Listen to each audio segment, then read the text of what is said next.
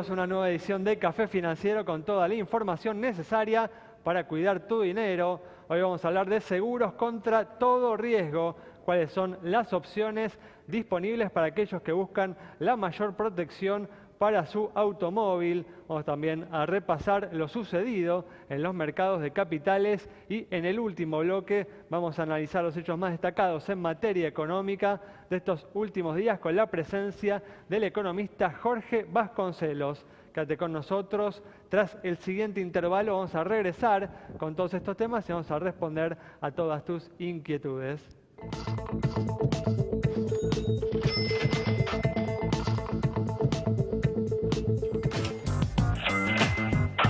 Estamos aquí con la presencia, como siempre, de Santiago Chelala. También está con nosotros Yamila Escala y hoy nos acompaña Gustavo Nefa para hacer el repaso habitual de lo sucedido en los mercados de capitales. ¿Qué tal? ¿Cómo andan? Muy bien, hola, ¿cómo les va? Gracias por estar aquí. Bueno, vamos a arrancar. Tenemos, como siempre, mucha información, muchos temas para hoy. Así que vamos a comenzar con los temas económicos. Y ayer se conoció la inflación correspondiente al mes de noviembre. Ya alcanza un 21% en lo que va del año y se espera que cierre en el 23,5% este 2017, lejos de la meta del 17% establecida por el Banco Central.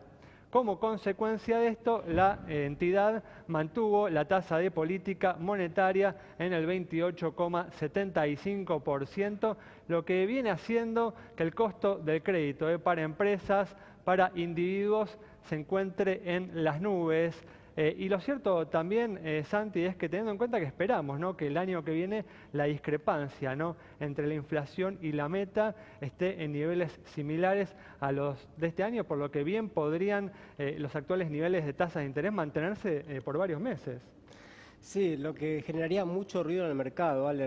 Realmente hablábamos el otro día de que cuesta encontrar economistas de renombre, economistas de fama que estén plenamente de acuerdo con esta política que está llevando el Banco Central. Tanto como por izquierda como por derecha comienzan a ver una tasa de interés que cada vez pierde más efecto. Realmente ocurre todo lo contrario, ¿no? El Banco Central sube la tasa de interés y la gente dice, bueno, no está teniendo éxito la lucha contra la inflación y por lo tanto por ahí los precios incluso suben.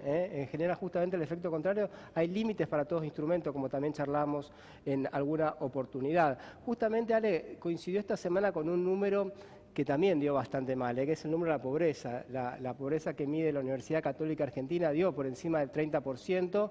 Reconoce que hay un poquito menos de pobres, algún punto porcentual menos de pobres, pero que los que son pobres son más pobres que antes, incluso antes que comparado con el año pasado. Y esto no es otra cosa que la consecuencia de la inflación. Cuando hay inflación, golpean los que menos tienen. Esto produce una brecha de desigualdad, una brecha de ingresos. Justamente los que están en la indigencia, en la pobreza, cada vez les cuesta más salir y por eso también se agudiza, ¿no? Se van sumando problemas. Al problema social, entonces, se agudiza con el problema del nivel de actividad. Como vos decías, Ale, ya son dudosas los pronósticos de crecimiento para el 2018, en torno al 3%, como se preveía, si vamos a continuar todo el año con tasas de interés en torno al 30%.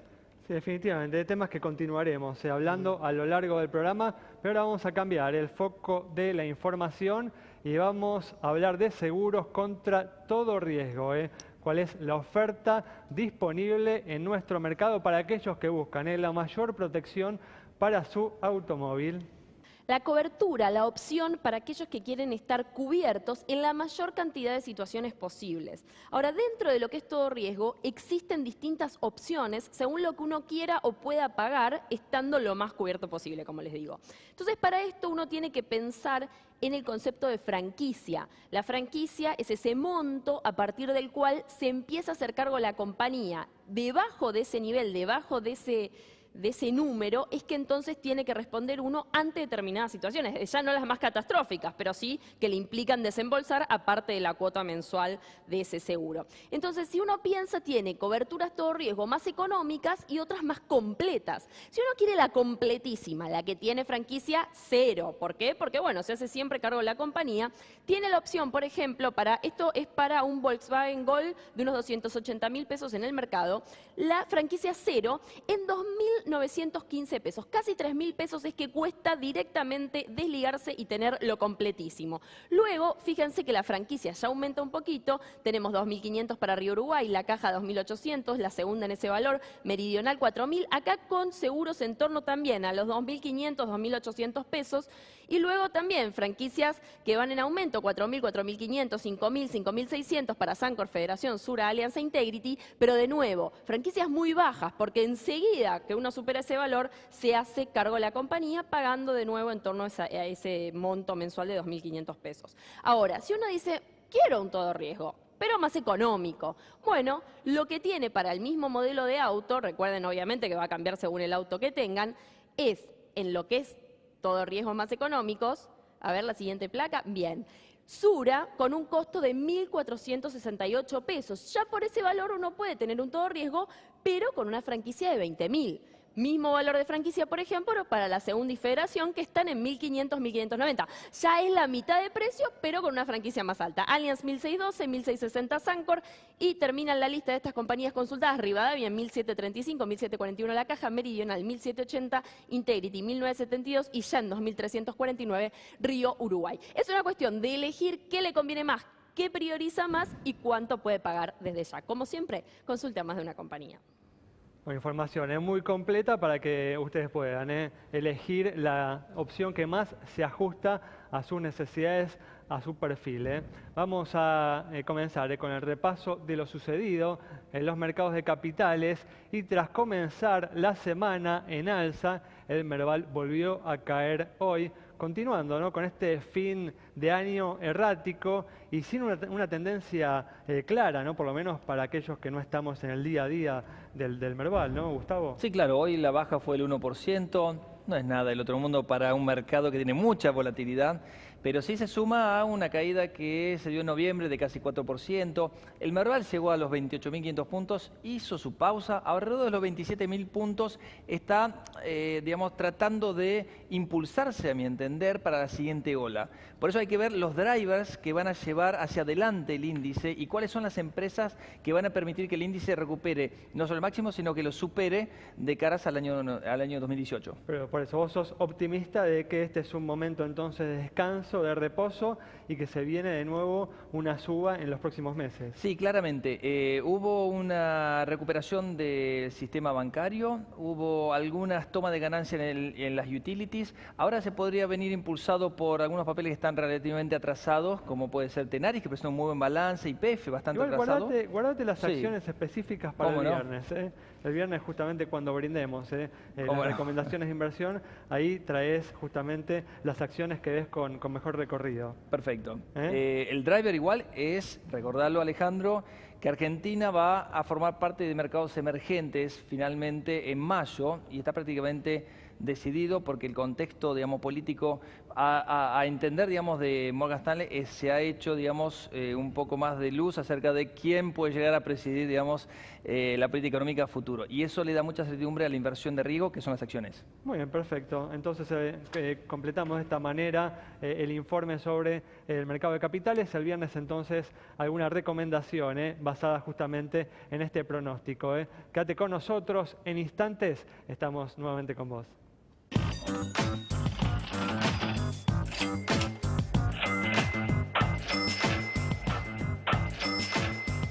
Estamos de regreso y como siempre vamos a comenzar a responder consultas y vamos a empezar con la situación de las entidades financieras y también con bastante información sobre lo que viene sucediendo en el mercado inmobiliario.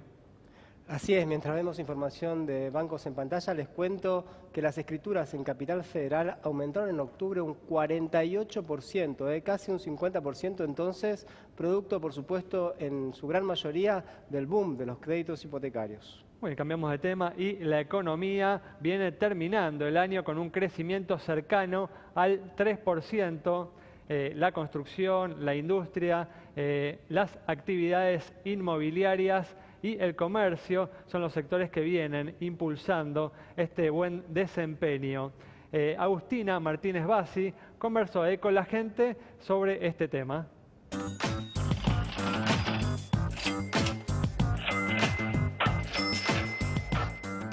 Café Financiero le preguntó al público qué balance hace en materia económica sobre este año y si se vienen cumpliendo las expectativas que tenían al inicio del mismo. ¿Cómo evalúa este año económico? Similar al anterior, no hubo mejoras. Mira, yo te puedo decir que es un año que lamentablemente no se puede progresar. Este año es un desastre comparado al año pasado. La verdad es una vergüenza, se fue todo por las nubes. ¿Sentís que fue mejor este año con respecto al 2016? Sí, yo veo como un ánimo de la gente que quiere progresar y quiere que las cosas mejor. Lo veo igual. Lo encuentro con menos inflación y espero que para mejor. ¿Cómo encontrás el precio del dólar? Caro, ahora está caro. No, lo veo estable. Lo que pasa es que en cualquier momento iba a haber un momento que había que decir las cosas como son y hay muchos países que el dólar lo manejan así. Creo que por el momento es un valor justo. Si subimos el valor del dólar, evidentemente vamos a generar mayor inflación. Es un poco alto. Para mí tendría que estar en 15.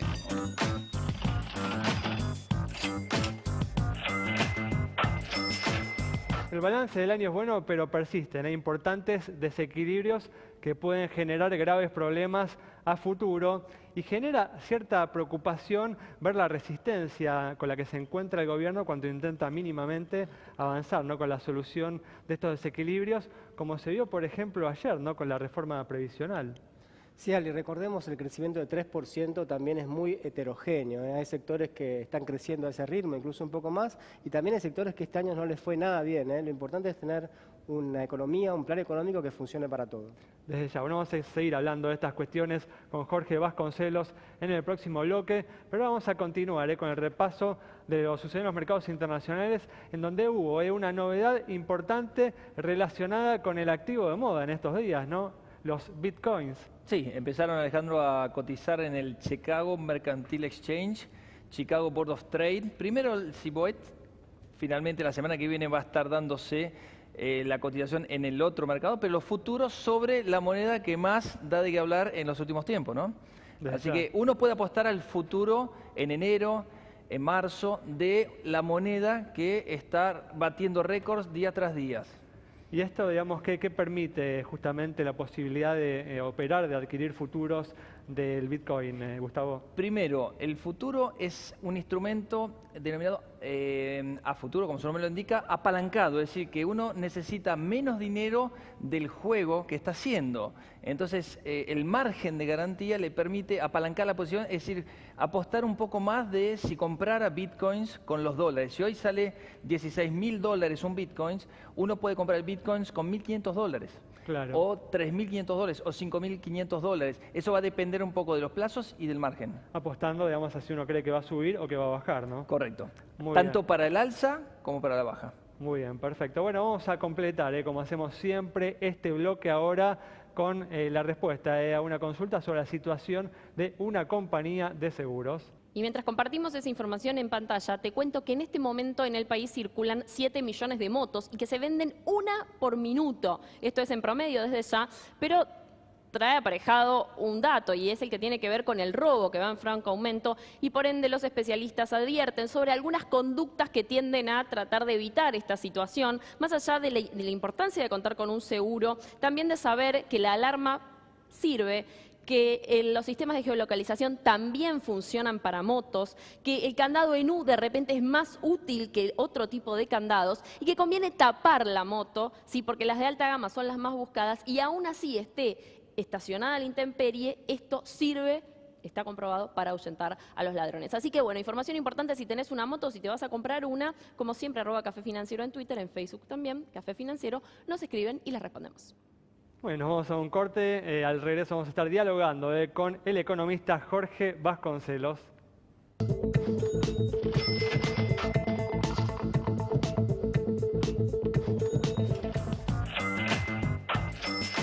Bueno, ya estamos aquí con la presencia del economista Jorge Vasconcelos para analizar los hechos más destacados en materia económica de estos últimos días. ¿Qué tal, Jorge? ¿Cómo andás? ¿Cómo están ustedes? Gracias por estar una vez más aquí.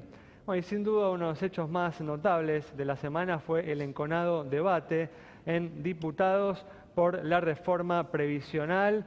bueno, justamente se obtuvo la aprobación en comisión y esta iniciativa se va a debatir en el recinto.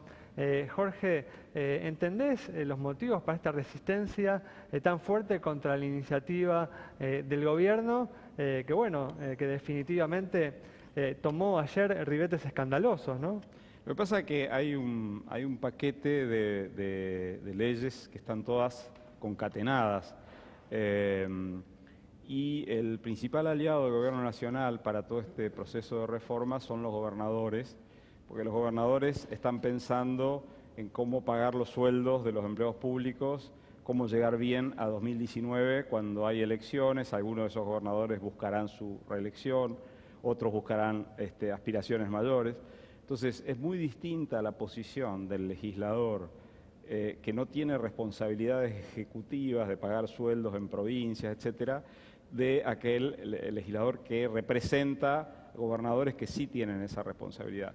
O sea, hoy, digamos, la oposición al conjunto de medidas económicas que se está enhebrando está afincada en aquellos políticos que no tienen mayores responsabilidades ejecutivas y por ende pueden darse, digamos, la libertad de opinar sin buscar el equilibrio general de la economía y de la política argentina.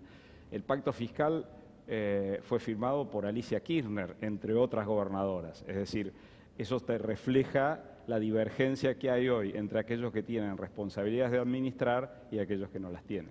¿Pero te parece que hay algún fundamento válido en las críticas, ¿no?, que recibió, por ejemplo, el índice de actualización que se le aplicará a los saberes jubilatorios? Es que ninguna de estas medidas se puede analizar por separado. O sea, la reforma previsional forma parte de la reforma impositiva, forma parte de un acuerdo por el cual algunas provincias van a recibir algún tipo de reparación histórica, como es el caso de la provincia de Buenos Aires.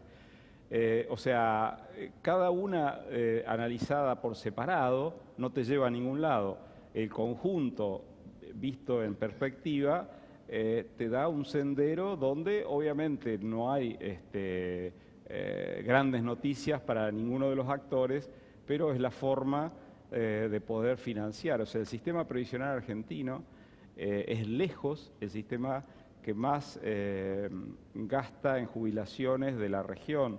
Son 9,5 puntos del PIB de erogaciones para el sistema jubilatorio. Uruguay, que es un país que tiene una carga muy fuerte en el sistema jubilatorio, sigue a Argentina un punto y medio del PIB abajo, y después están el resto de los países. Es decir, ya la posibilidad de financiar al sistema jubilatorio argentino no pasa por el voluntarismo político, sino pasa por la generación de crecimiento y la generación de empleo privado que aumente las contribuciones para que se pueda financiar genuinamente. Entonces lo que se está buscando es eso, o sea, darle un poco más de oxígeno a la capacidad de las empresas de crear empleo privado, y eso es lo que explica la reforma impositiva, que a su vez está relacionada con la reforma del sistema jubilatorio. ¿Te parece una mala señal hacia el futuro reacciones como escándalos como el que hubo ayer en el Congreso en relación justamente a una iniciativa que busca corregir un problema genuino que es el enorme déficit fiscal? Yo creo que acá lo que van a mandar son los hechos. Si las leyes salen aprobadas, el vocifero, digamos, en la Cámara se va a olvidar rápido. La cuestión es que las leyes resulten aprobadas, porque si uno mira a Argentina en el contexto de América Latina, encuentra una gran paradoja. O sea, hoy Argentina puede ser el país con mayor horizonte político de la región. El año que viene, en 2018, hay elecciones presidenciales en México y en Brasil y no se sabe quién va a ser el próximo presidente. Ninguna encuesta lo puede adelantar y además las encuestas últimamente tampoco andan tan bien. Entonces, hay mucha incertidumbre política en México y Brasil. Si Argentina muestra un acuerdo, digamos, sólido entre el gobierno nacional, los gobiernos provinciales, que se instrumente en leyes, va a poder pasar a ser el país de la región con mayor horizonte político. Claro. Y eso es muy importante porque a su vez Argentina, y esto es una paradoja, es uno de los países más vulnerables de la región, porque ninguno de los países de la región tiene los déficits gemelos que tenemos en la Argentina, de 5 puntos del PIB digamos, promedio entre el déficit fiscal y el déficit externo de la cuenta corriente, uno un poquito más alto que el otro. Argentina necesita, como el agua, del financiamiento externo para sostener para que esas vulnerabilidades no se transformen en flancos vectores de crisis.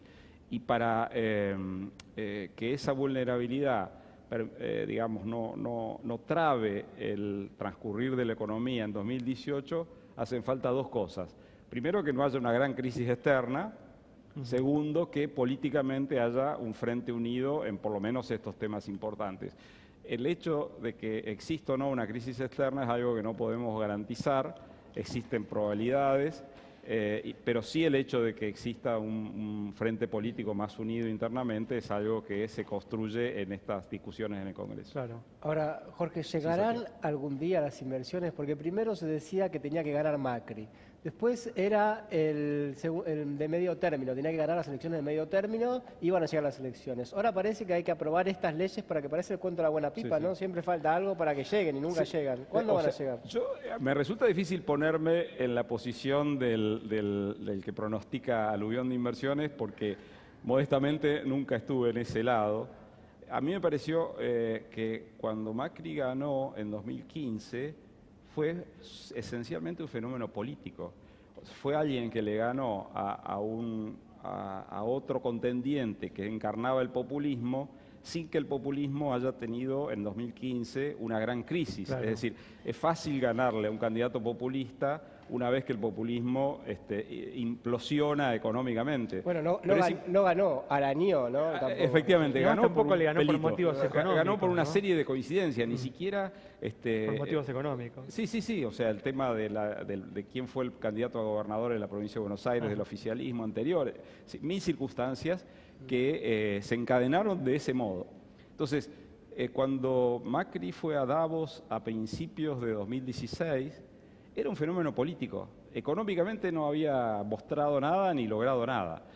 El tema de si se está corriendo el arco respecto de la atracción de inversiones, desde el punto de vista de quienes fuimos moderadamente optimistas, yo no lo veo así. ¿Por qué? Porque primero había muy poca rentabilidad en casi todos los sectores este fenómeno, y eso sigue siendo así. Entonces no hay motivos para un boom de inversiones. Después los sectores sobre los cuales puede atraerse inversiones, en muchos casos están muy apoyados todavía de la mano del Estado. El tema de las inversiones en energía eólica y solar, hay garantías del Estado. El tema de Vaca Muerta, hay compra del Estado de gas a un precio superior al internacional, bien superior. O sea, hoy todavía la economía argentina está andando con andadores, valga la redundancia. Entonces, existe posibilidad de que aumenten las inversiones de un modo acotado por la baja rentabilidad si se amplíe el horizonte político, porque ampliándose el horizonte político van a aparecer oportunidades, pero, repito, no en una gama amplísima de sectores, sino en algunos sectores que tienen chances de ser más competitivos. Contabas en el corte que hay algunos cambios que se dan de manera gradual, pero que el dólar a veces pega sus saltitos, ¿no? Y que veías en el 2018 un dólar más alto. ¿Cuánto pensás que puede cerrar el dólar el año que viene? Y lo puedo decir porque dentro de 12 meses nadie se va a acordar del pronóstico. No, yo creo que, a diferencia de otras opiniones... En 30 segundos. Sí, creo que el dólar en 2018 no va a poder ser un ancla antiinflacionaria como sí lo fue en 2017. Es decir, yo creo que hay que pensar que la apreciación del peso llegó a un límite. No espero una gran devaluación para 2018 si es que no hay una crisis internacional, pero creo que hay que pensar que a partir de ahora el dólar va a subir con la inflación un poco más, un poco menos, porque el déficit externo que tenemos es muy alto. Entonces, el ancla antiinflacionaria tiene que ser la política fiscal, ya no puede ser la política cambiaria. Muy bien, bueno, muchas gracias, Jorge. Nos vamos entonces con un análisis muy claro sobre las importantes cuestiones que están en juego en los debates parlamentarios en curso. Nos reencontramos el próximo viernes a las 20 horas aquí en Metro.